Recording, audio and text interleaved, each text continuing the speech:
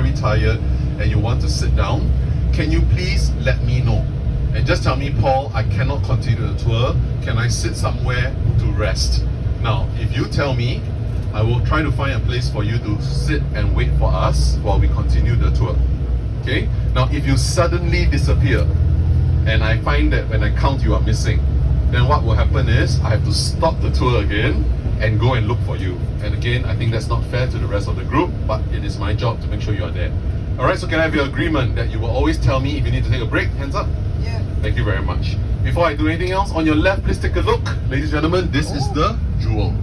Alright, this beautiful round building is the Jewel, home to the world's tallest indoor waterfall. How many of you have seen pictures or YouTube videos of the waterfall? Hands up.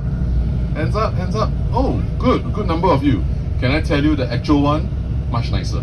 Okay, when you go and see it and take a picture for yourself, it's something you will not forget. Okay, so you can visit the Jewel at the end of today's tour. So for today's tour, our last place, when I come back to the airport, you can choose to stop at the Jewel. In fact, I will encourage all of you to go to the Jewel, spend some time there.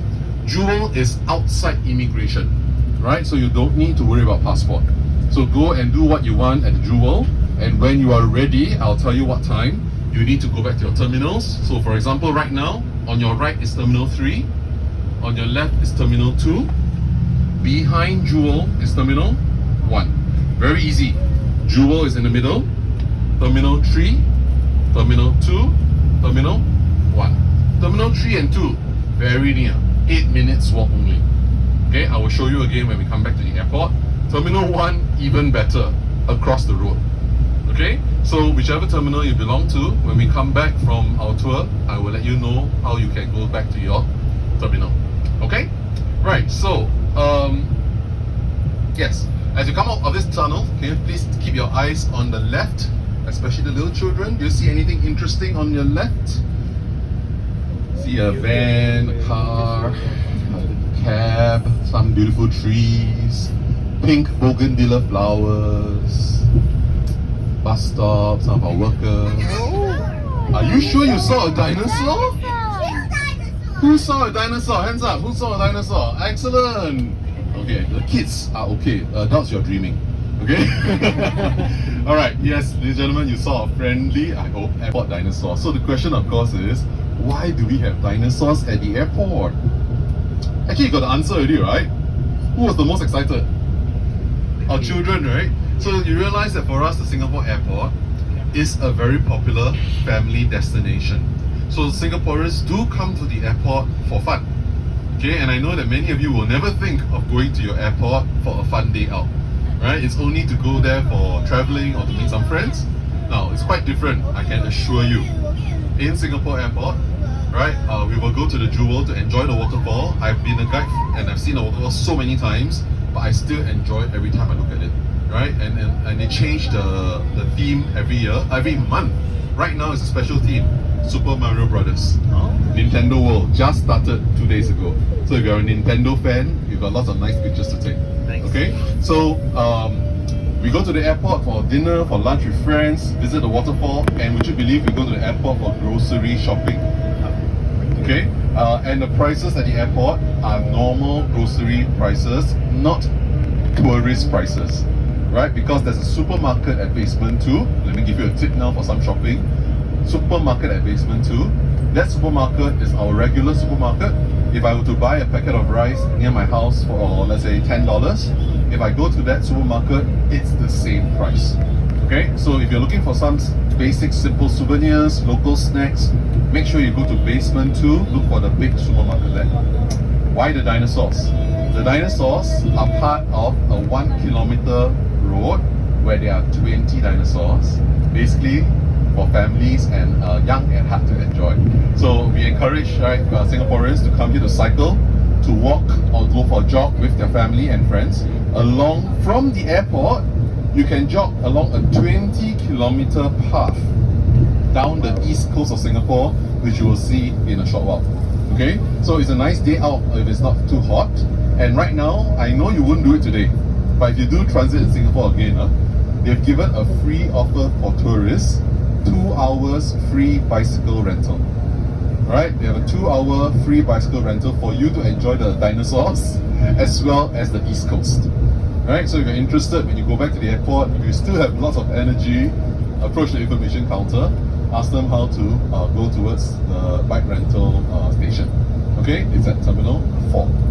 Okay? So that is our airport, and yeah, I hope you get to enjoy it at the end of today's tour. Okay, so today you are on the city tour, very kindly sponsored by 3 important companies: 1 Singapore Airlines, 2 Changi Airport, and 3 Singapore Tourism Board. Okay, do you know where you're going today? I know many tourists don't know because they just go to the counter. I want to go tour. Yes. Which tour? Any tour. Okay, as long as it sounds interesting, they'll go. So you are going on a city tour. Now the city tour, let me be very honest, especially to let you see 2 of the most popular tourist destinations that tourists all like to see. Number 1, we are going to the Merlion Park. And number 2, we are going to Gardens by the Bay. And I'll introduce the Gardens by the Bay later, right? And as for the Merlion, can I please prepare you? You are not going to see the Merlion today. Okay, Merlion is undergoing renovations, right? It's gone for some plastic makeup, plastic surgery. It will only be available again in 3 months' time. It reopens in December. Okay, now you know Merlion likes to spit water, right? So if you need the full experience, let me know. I will take water, I'll spit at you for $10. Okay? Alright, on your left you see the east coast of Singapore, right? So over across you see the ships in the Straits of Singapore, one of the busiest shipping lanes in the world, right? Every day we have about 1,000 ships in the waters there, waiting to either load or unload cargo, because Singapore is an important shipment hub. So what we do is we don't produce a lot of things in Singapore. We don't have that many factories, right? But a lot of countries will bring all their goods to Singapore. We redistribute everybody and they bring back to their countries. So we are world's number 1 largest transshipment hub. On your left, keep your eyes there. I think it's a beautiful view. You'll see basically our East Coast Recreation Park.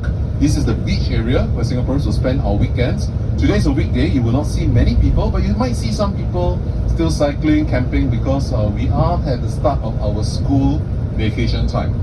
Alright, so our schools are doing their vacation time. So some of the students, if they don't have any activities in school, might be here with their friends cycling or having a barbecue or even camping. Okay, so you see these are all the canoeing, sailing facilities. And I think coming right up, you normally would see 1 or 2 tents, some families cycling, right? A jetty, a pavilion. So this is really a very popular place, very, as you notice, nice and peaceful. Okay, so if you ever come back to the airport, some hikers, yeah, out hiking, okay, yes. Alright, so this is my country, and let me tell you know a bit more about my Singapore. This is my little map. So this is Singapore, okay? You landed on the east side of Singapore here. Changi Airport is here. Okay, and we are now traveling down the east coast, which is here. Okay, so all along the way you're going to see water, right, and enjoy the very nice view of east coast. Singapore is really small. East to west, we are only about 49 kilometers. North to south, we are only 28 kilometers. Yeah, some of you are laughing. It's true, we are that small. Okay, we are so small that on a world map, the word Singapore is bigger than Singapore. Okay, and we are so small, the whole country, right? We are half the size of London, Bangkok, Christchurch, right? Half the size of Delhi. Okay. Oh, is that rain? Oh. Tokyo is about 3 times the size of Singapore. Hanoi and the smallest US state of Rhode Island is 4 times of Singapore. Any Australian friends? Sydney, Australia is 16 times of Singapore.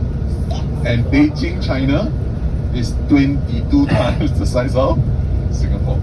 Now, I share that with you because today you realize because we are so small, we have to make the best use of our land. We cannot waste it. We cannot afford to waste land.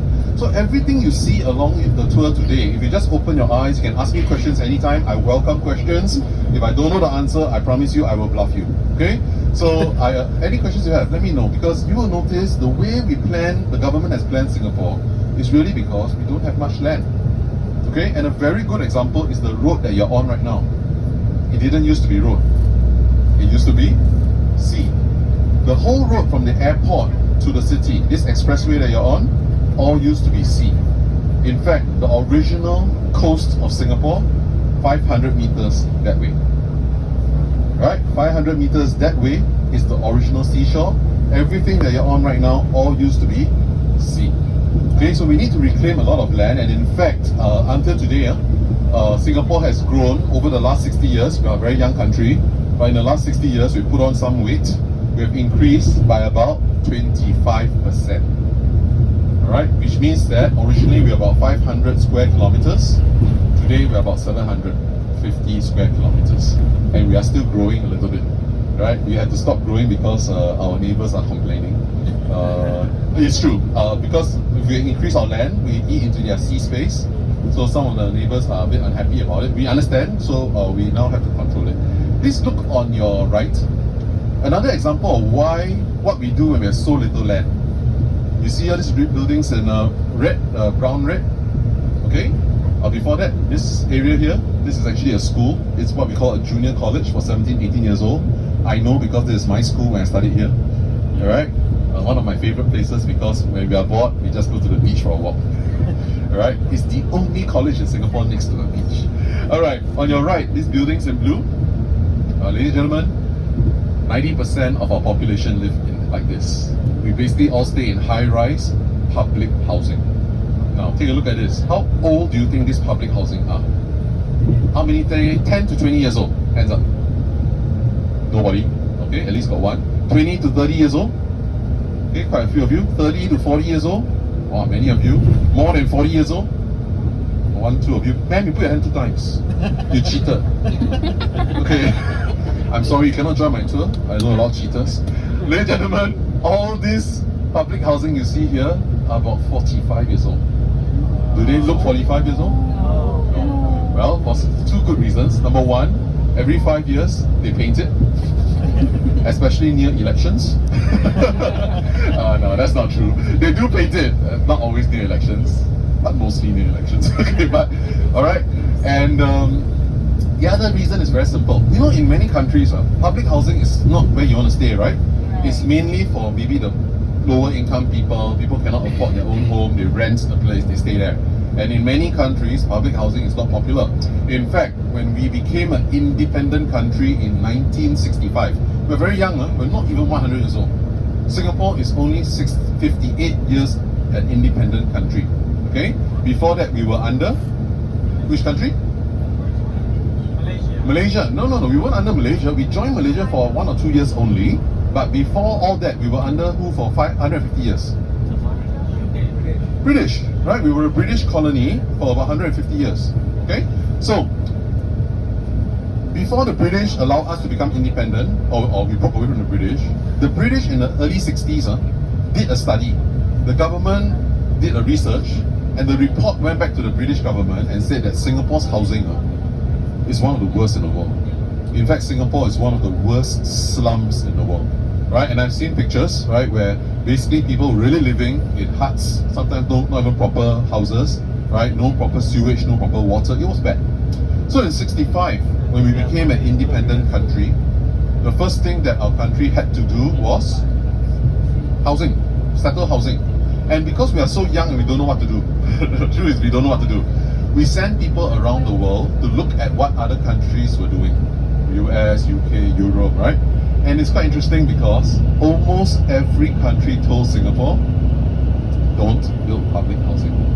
Because if you build all public housing, people don't like it, right? It ends up not being a place where people want to stay.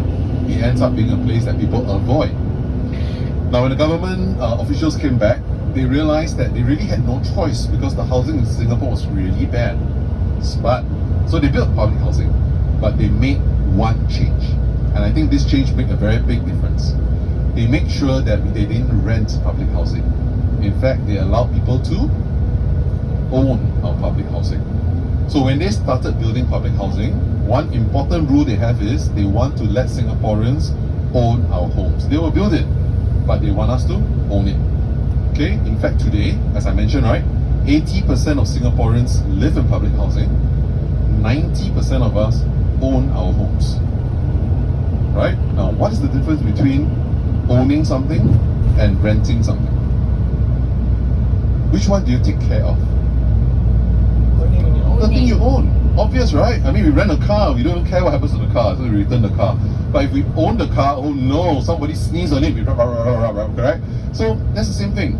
The country realized that if they allow people to own their homes, people will take better care of their homes, and they will also have a sense of belonging to the country. Okay? So, as I said, 90% of us own our homes, and the government says, you take care of your homes, they take care of the surrounding. They will build the roads, they will build the parks and gardens, they will build